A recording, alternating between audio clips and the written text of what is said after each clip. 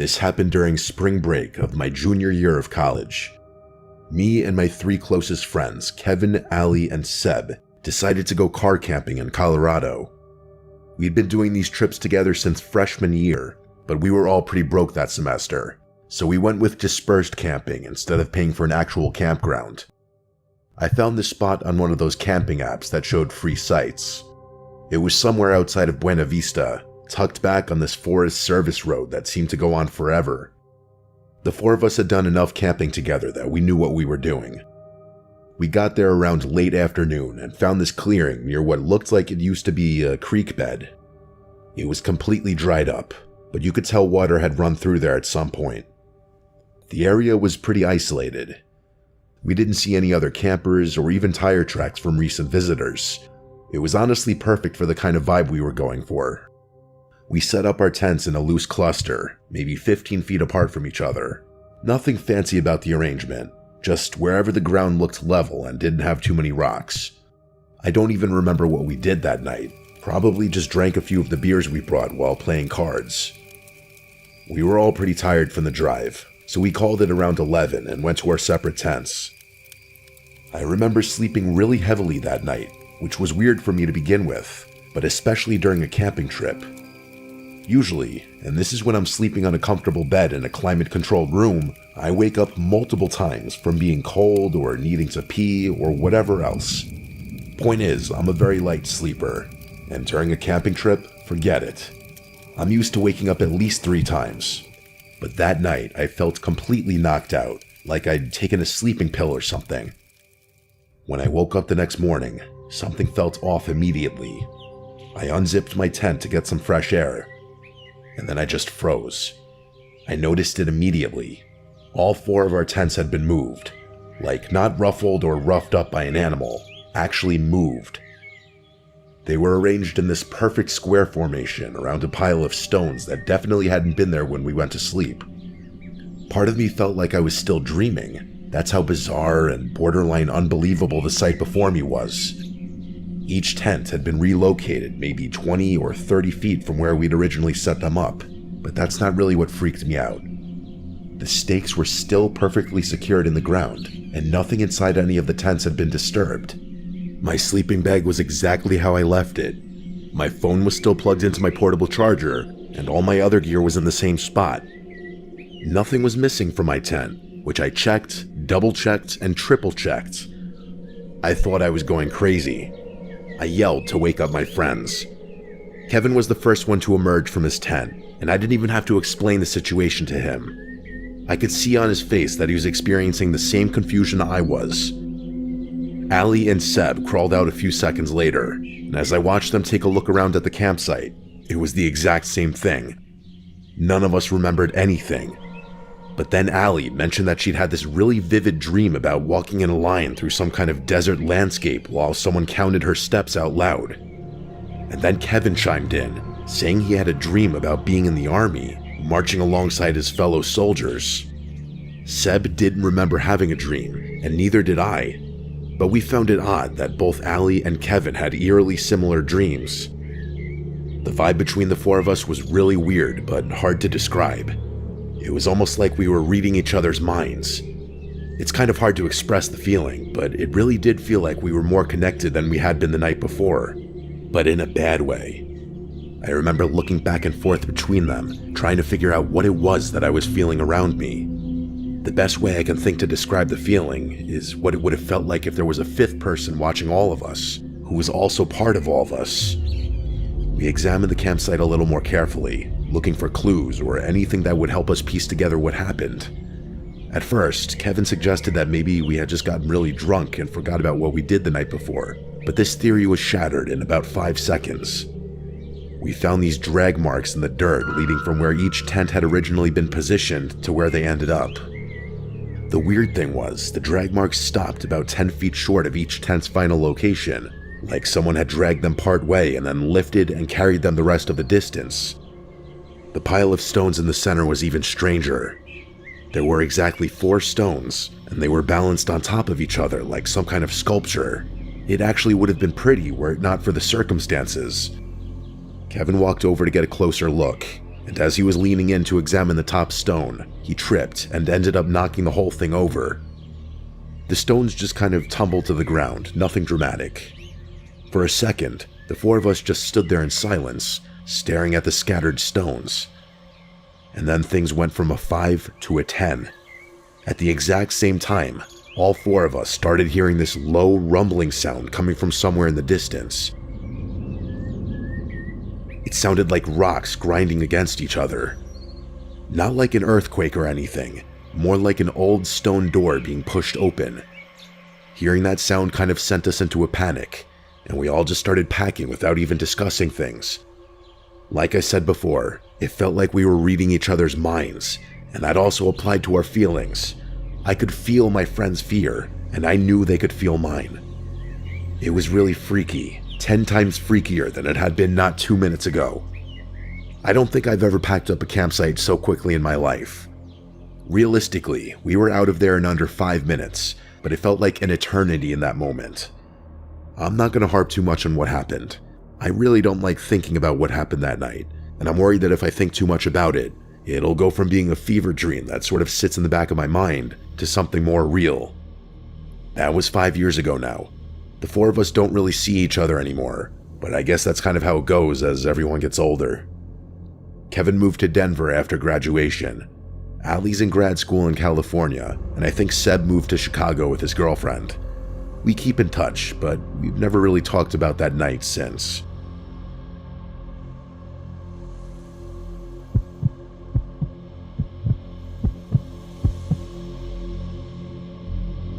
My name is Simon. This happened last summer when I was 23. My girlfriend Cadence and I had been planning this camping trip for months. Just the two of us, no cell service, no distractions. We'd been together for about 1.5 years at that point, and honestly, things had been getting a little stale. Not bad, just routine. We figured a weekend in the woods would be good for us. We picked a spot in the Uwharrie National Forest in North Carolina. I'd been looking at different locations online for weeks, trying to find something that wasn't too crowded but also wasn't completely isolated. The place I settled on was this campground about 3 miles down a Forest Service road. According to the reviews, it had maybe 6 or 7 sites total, and they were pretty spread out from each other. We left Friday afternoon around 3, stopped for supplies at a grocery store near the forest entrance, and made it to the campground just before sunset. The road getting there was rough, lots of potholes and loose gravel, but my truck handled it fine. When we pulled into the main clearing, I was honestly pretty satisfied with my choice. There were a few picnic tables scattered around, a couple fire rings, and the sites themselves were tucked back into the trees enough that you'd have some privacy. We drove around slowly, checking out the different spots. Most of them were empty, which was good. We passed one site that had a blue sedan parked there, but I couldn't see anyone around it. Cadence pointed to a spot at the far end of the campground, right where the road dead-ended into the forest. It had a decent clearing for the tent and was positioned so that the trees blocked the view of the other campsites. We spent the next hour setting everything up. Cadence is one of those people who's really particular about how things are arranged, so I mostly just followed her instructions. By the time we were done, it was starting to get dark. I got a fire going while Cadence made sandwiches, and for a while, everything felt exactly how it was supposed to. We were sitting there drinking beer, watching the flames, not really talking about anything important, just existing together, which I think was kind of the point. Around 10 or so, Cadence went to brush her teeth at the spigot near the picnic tables. I stayed by the fire, poking at it with a stick and finishing my beer. That's when I noticed someone standing at the edge of our site, just beyond where the light of the fire reached. I jumped a little, I'm not gonna lie, because I genuinely hadn't heard anyone walk up. The guy apologized for startling me, and said he was camped over in the blue sedan and that he just wanted to introduce himself. His name was Aiden, and he looked to be about 30. He had this really intense way of maintaining eye contact that made me a little uncomfortable, but I obviously wasn't gonna say anything. Cadence walked back toward us, and I could tell from the way her hips were swaying that she was not pleased with the interruption. Aiden noticed her, turned, and said she picked a good spot, real secluded. He mentioned he was solo camping, trying to get away from people for the weekend, which seemed kind of contradictory since he was literally standing at our campsite making conversation. And by the way, As soon as Cadence walked back, I didn't exist anymore. This guy Aiden's full attention was on my girlfriend, which wasn't exactly surprising, but weird as hell. We talked for another minute or two, and by we, I mean he talked at Cadence while she just gave him awkward reply after awkward reply, waiting for him to get the hint. Eventually, I butted in and told him we wanted to get some sleep because we were waking up early, and that got him to leave. As soon as we walked into the darkness, I noticed he didn't use a flashlight or anything, which I thought was a little odd. Cadence and I agreed about the weirdness of the whole thing and decided to try and forget about it. We stayed up for another hour or so, then put out the fire and went to bed. I don't remember falling asleep, but I do remember waking up, and the moment I woke up, I realized something was wrong. It took me all of 3 seconds to realize I had woken up to voices somewhere in the distance. It sounded like two people having a conversation somewhere near our campsite. I looked over and saw Cadence fast asleep, and that's when the guardian instinct in me kicked in. I didn't freeze or cower in the tent, but rather actually went out to investigate. I unzipped the tent as quietly as I could and poked my head out. The voices stopped almost immediately, like they had heard me even though I thought I was being dead silent.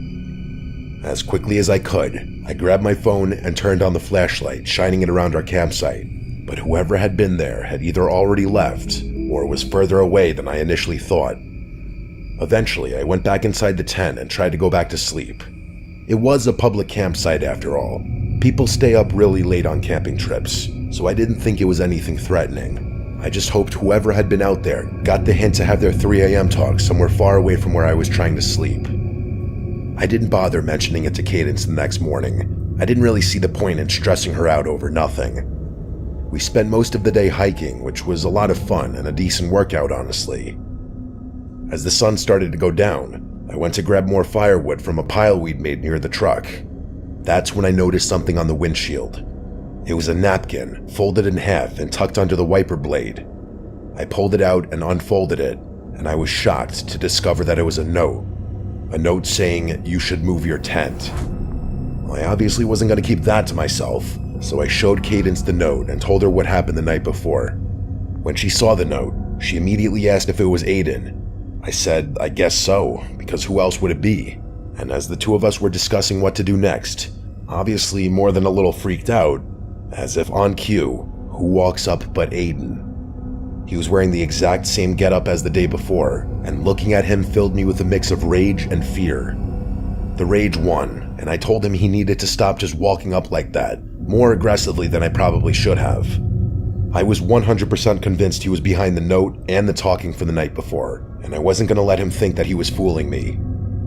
He said sorry in a gruff voice and said he was just checking up on us. Before I could respond, Cadence asked him why he'd need to check up on us, and actually said something that really surprised me. He told us he didn't want to freak us out, but that he was surprised to see people as young as we were at the campsite. He said that there was a bunch of weird stuff that had been known to occur around here, freaky stuff. He said he'd found deserted campsites deep in the woods, signs of people, belongings, and other weird things. I didn't really trust a word he was saying, but he said it so matter-of-factly that part of me thought he was being genuine. He went on to say that he heard people walking around his car the night before, so he was going to cut his trip short and go home before the sun set. Then he advised us to do the same. At that point, I wasn't going to argue, and it's not like Cadence wanted to stick around either, so we all started packing our stuff. It was pretty stressful, being as the sun was already almost set to begin with. I could tell Cadence was starting to freak out because her hands were shaking as she was putting stuff in the car, and I tried my best to calm her down, but I wasn't feeling great about things either. We finally finished getting everything in the car, and I started pulling out without another word. The sun was basically set at that point, and it would probably be fully dark in a few minutes.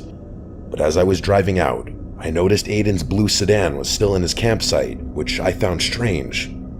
I saw Aiden crouched down near one of his tires, so I actually stopped my car. I asked him what he was doing, and he stepped back from his car to reveal a massive gash in the tire, something that was definitely done deliberately. There was no question about it. Cadence said holy f***, and I was pretty shocked to see it as well. I didn't know what to do. At first, he asked if I could give him a lift, but Cadence whispered that she wouldn't be comfortable with that, so I told him I couldn't, which led him to ask me if I would call the police for him as soon as I got service, and I told him I would. I pulled out of the campground and started down the dirt road. My headlights were on full blast.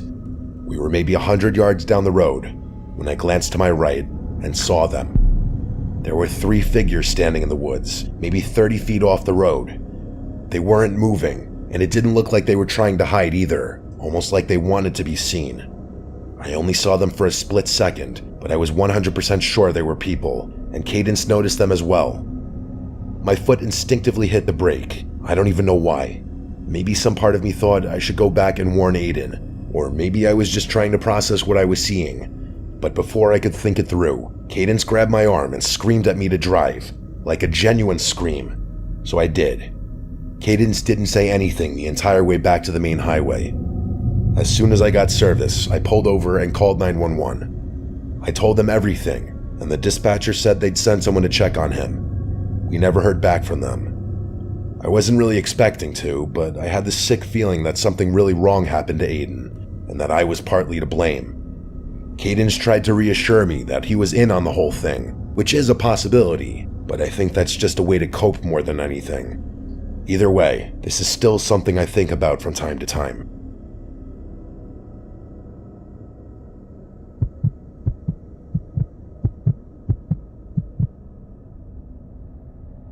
So this was 2 Mays ago. I was 28 at the time, working remotely as an IT consultant out of Bozeman. The job wasn't anything special, but it paid okay, and being able to work from anywhere in the world was a huge plus for me. Unfortunately, I was going through kind of a rough patch at the time. I'd just gotten divorced about 3 months earlier, and I wasn't handling it well. Nothing I tried was working, and believe me, I tried everything. It seems a little foolish and naive looking back, but at one point I was convinced I'd spend the rest of my life in misery unless I did something drastic. Like go off the grid and spend a few weeks in the wilderness type drastic. So that's kind of what I did. Camping has always been a big part of my life, so trekking out in the wilderness all alone isn't actually as crazy as it sounds, at least for me. I'm actually a lifelong scout. Couldn't make Eagle quite in time, but the point is, I know my way around wilderness better than most. I've got my old man to thank for that. I didn't want to go anywhere where there'd be other people around though. That would have defeated the whole point. I needed to be alone, so I did what any reasonable person does at 2 a.m. when they can't sleep. I went down the internet rabbit hole. Eventually, I found this old Montana backcountry camping forum that had a bunch of posts about some unofficial sites in the Helena, Lewis, and Clark National Forest. So right then and there, I made the decision. The next morning, I planned everything out. The only person I told where I was going was my brother, and I didn't even mention the specific spot to him, just a vague description of the general area. I had a bunch of PTO saved up, so missing a week or so of work wasn't the end of the world. If I'm remembering correctly, that was a Tuesday, so it must have been a Thursday by the time I had my truck fully loaded up. I had enough supplies to last me the full week and then some. Freeze-dried meals, water purification tablets, a first aid kit, and all the other essentials. And of course, my Remington 700. I'm not a gun nut or anything, but you don't go that deep into the Montana wilderness without protection from wildlife. The drive out there was about 4 hours from Bozeman. First 3.5 were easy. Highway to county road to Forest Service road. That last bit though, what a headache. My GPS kept trying to reroute me because the service road I needed wasn't in its system. After some painful backtracking and double-checking the descriptions of some of those online posts, I found this overgrown trail that seemed to match up with what someone had written. Twice I had to stop to move branches and other debris that were blocking the path. My truck's a decent 4x4, but I was starting to worry about getting stuck. I drove along the path until it was impossible to go any further, at which point I just shut my engine. I knew I'd have to reverse out of there when the time came to leave, but I had been prepared for that, so I wasn't too concerned. As soon as I stepped out of my truck, I was pretty confident I was in the right spot. But that far into the wilderness, there's not really a right spot since everything's as remote as everything else. Either way, I was pleased. There was a clearing not too far from the cluster of trees I had parked in front of, and it looked like a perfect place to set up camp. Except there was already a tent there. I noticed it almost immediately. It was this old olive green tent that looked like it was from the 80s. My first thought was that someone else had found those coordinates, but the tent looked like it had been there for years. There was actual mold growing on the seams, like visible from 20 feet away kind of mold. I walked over out of curiosity. I probably shouldn't have, but whatever. I called out a friendly hello and waited. There was no response. The zipper was partly open, so I just unzipped it the rest of the way. And let me tell you, the smell in there was god-awful. It smelled like something had died inside. The stench was unbearable, but I was in too deep and was too curious to just walk away. I looked around the tent and saw an empty sleeping bag, some soup cans, and a little notebook. I withstood the nastiness just long enough to grab the notebook and reach my head back into the pure air. There wasn't anything else in the tent besides what I already mentioned, so I didn't see the need to keep investigating. But something was making that smell, which I didn't really understand. But anyway, after stepping out of the tent, I started flipping through this little notebook and immediately realized what it is. Pages and pages of tally marks. There must have been hundreds of them in there, all in groups of 7. The last page had 42 groups, which is over 8 months. I wasn't really spooked at that point, more so curious and kind of excited to have stumbled upon my own little mystery. But after flipping through the notebook a few times, there wasn't really much else to do. I ended up keeping it. What was I going to do, return it? But anyway, I decided to set up my own camp on the opposite side of the clearing, a decent distance away from the tent, but close enough to keep an eye on it. I didn't like the thought of letting it out of my line of sight. As I settled into the spot and acclimated myself with my surroundings, I realized there were no signs that anyone had actually camped here before. I went for a pretty extensive hike and didn't find any old fire rings, trash, trails, footprints, anything that would even marginally suggest another human. It was a really clear night that night. I remember that distinctly because the stars were incredible out there. The drive and setup had exhausted me, so I fell asleep pretty quickly. I woke up randomly in the middle of the night. I had no idea what time it was, but I knew for a fact I didn't wake up to nothing. I'm a very heavy sleeper, even out in the wilderness, so I knew something was wrong. I froze in the dark and listened, trying to hear for an animal or whatever else could have woken me up, and after about 30 seconds, I heard it. Whispers. It sounded like 2 or 3 different voices, and if I had to guess, I'd say they were maybe 20 feet from my tent. They were having some kind of conversation, but I couldn't make out what they were saying. I was so freaked out I started sweating. When you go that deep in the wilderness to be alone, the last thing you're expecting to stumble upon is another person, let alone multiple people. It doesn't sound like the scariest thing per se, but in the moment I was terrified. I stayed frozen in my sleeping bag, pretending to be asleep. The voices stopped, but I still didn't want to move. And after a few seconds, I started hearing footsteps around my tent. I realized whoever was out there was circling my tent, the way an animal might. Instinctively, my hand went straight to my rifle, which turned out to be the correct decision because not 2 seconds later, someone started yanking on my tent zipper.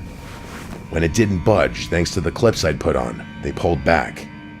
I had my rifle aimed directly at the tent flap, and a very strong part of me wanted to just fire right then. I was expecting the person messing with my tent to just leave, but no. They started scratching the flap like they were trying to cut their way in, and that's what sent me over the edge. I spoke up, saying I had a gun and to back the fuck off. The scratching stopped immediately. There were a few seconds of complete silence, and then I heard footsteps, multiple sets of footsteps running away in what sounded like different directions. It sounded like at least 3 people, which was somehow 10 times worse than the thought of it being just 2. They didn't all run the same way, which struck me as strange. I didn't sleep much that night, but I felt very safe with my rifle by my side. As soon as the sun rose, I unzipped my tent and stepped outside, making a big show of brandishing my rifle. I immediately looked over at where the old moldy tent had been. It was gone. I walked over to the spot where I knew it had been. There was no ground depression, no stake holes, nothing. The grass wasn't even flattened, but I knew for a fact there had been a tent there. I had stared at it for hours the previous day. What I did find were footprints, bare human footprints all around my campsite in a rough circle about 20 feet out. There were tons of them, and they were different sizes, which confirmed to me that there had been more than just 2 people out there. Some of them were also really deep, like whoever made them had been standing there for a long time. One set of prints led over to a big pine tree at the edge of the clearing. I walked over, and that's when I saw them. Fresh cuts in the bark. I knew what they were. Tally marks. 7 groups of 7, and the start of an 8th group. Just like the notebook. I just kind of stood there, trying to make sense of it. The notebook had been counting something for over 8 months, and now there were fresh marks on this tree, right next to my campsite. I didn't want to think about what that meant. It gets much, much worse though, because as I was backing away from the tree, I noticed something else. It was and still is the most disgusting thing I've ever seen. There was a dead squirrel hanging from a low branch a few feet away, tied up with what looked like a fishing line. I'm not squeamish about dead animals, I'm a hunter for Christ's sake, but something about the way it was positioned made me want to puke. I didn't really need any more of an indication. I immediately ran back to my campsite and started packing my stuff as fast as I could. I'll admit that my hands were actually shaking while I took down my sight, and I was having trouble focusing on the task at hand without looking over my shoulder every few seconds. After what felt like forever, I finally finished packing everything and started jogging towards my truck. I threw everything in, jumped in the truck, and started backing out.